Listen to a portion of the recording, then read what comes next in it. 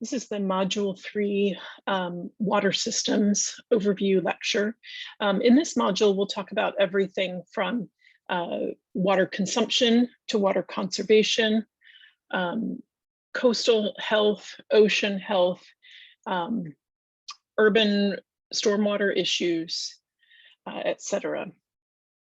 So we've got kind of a broad module here. First, let's look at ecosystem services related to water. Of course, flood control has to do with protecting our livable areas and purifying our water supply, keeping our fresh water potable, in other words, drinkable. Water is related to maintaining habitat as well as fishing, in addition to producing food. So there are a lot of ecosystem services that are related to water, and water is a very necessary but sometimes scarce commodity. So the UN Environmental Programme Sustainable Development Goals report has a couple different sections on water. The first is about clean water and sanitation. It's estimated that about 785 million people remain without basic drinking water services. This leads, of course, to disease and illness. 1 out of 4 healthcare facilities worldwide lack basic drinking water. It's estimated that by 2030, 700 million people could be displaced by intensive water scarcity. In other words, they wouldn't be able to live where they live anymore because of the scarcity of water. 2 billion people live in countries experiencing high water stress. Climate change is only exacerbating the problems with water.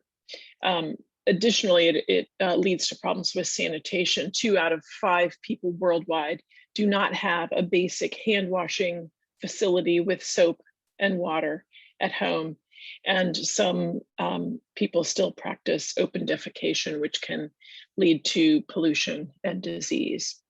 The other part of the Sustainable Development Goals report has to do with what they call life below water. And this is really the health of the oceans and our coastal resources. They estimate that ocean acidity has increased by 26% since pre-industrial times. It's expected to rapidly increase by 100 to 150% by 2100.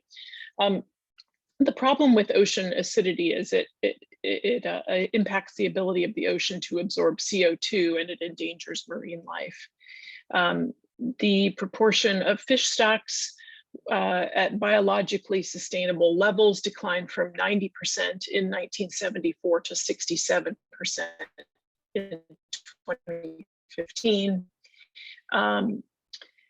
There is some good news. 104% of coastal regions improved their coastal water quality, including some regions in North Carolina, and 17% of waters under our national jurisdiction are covered by protected areas. This has more than doubled since 2010, so that's also great news. So we're winning on some fronts, we're still losing on others, and we'll talk about that in the module. You'll be asked to watch 2 documentaries, to choose 1 documentary from the 3 at the top level on sea level rise and ocean health, and 1 documentary on water scarcity and pollution from the bottom row. And we'll discuss these in a discussion forum. We'll talk about water consumption, both from a personal standpoint and from a global standpoint. I'll go into all of these statistics as we talk about water consumption. And then we'll talk about water conservation in the built environment. We'll focus on water conservation in agriculture in module 4. We'll talk, when we talk about water conservation, we will talk about rainwater harvest. In other words, using rainwater that gets harvested from the roofs of buildings to do things like flush toilets, use the waters in sinks, in showers, and even in some very interesting case studies to drink that water. We'll talk about harvesting gray water from sinks and showers and using that to irrigate constructed wetlands or other plants, or just to infiltrate the gray water into the ground. And then we'll talk about composting toilets as a way of conserving water. We'll in the water conservation lecture and in the stormwater lecture, we'll talk about wastewater treatment on site.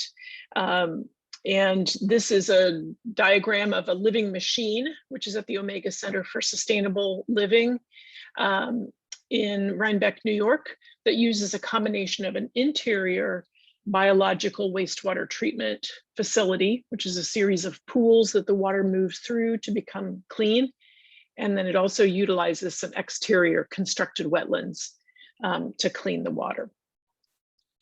So when we talk about stormwater and urban stormwater in particular, we'll talk about the hydrologic cycle and really try to understand how that works and how that sometimes gets interrupted by development. So we'll talk about stormwater runoff, and I'm going kind of quickly, but I will dwell on some of these slides in some of the in the lecture on stormwater management.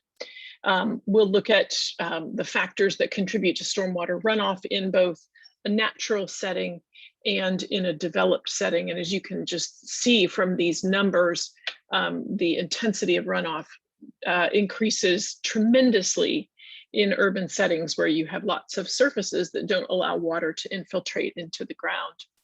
So we'll talk about the urban watershed issues and how all the impervious surfaces contribute to large quantities of runoff, and what this does in our storm systems.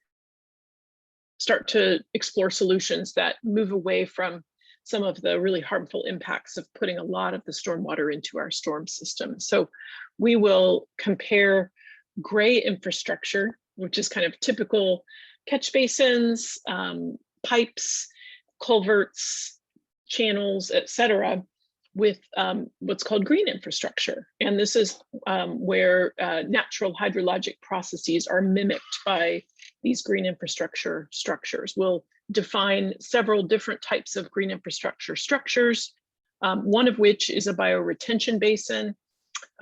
These are shallow vegetated basins that collect, absorb, and infiltrate runoff. Green infrastructure practices really mimic the natural hydrology by infiltrating and stormwater runoff. Talk about an example of one. There's another green infrastructure. These are roofs that are covered with growing media,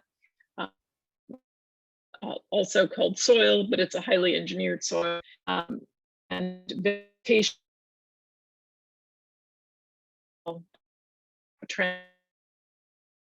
Water type of green, kind of a range of planted green roofs to just grassy green roofs. So in this module, we'll relate climate change, sea level scarcity, relationship between sea level rise,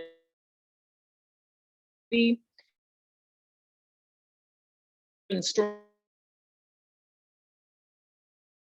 green infrastructure, compare green infrastructure case studies, and identify careers that address water system health.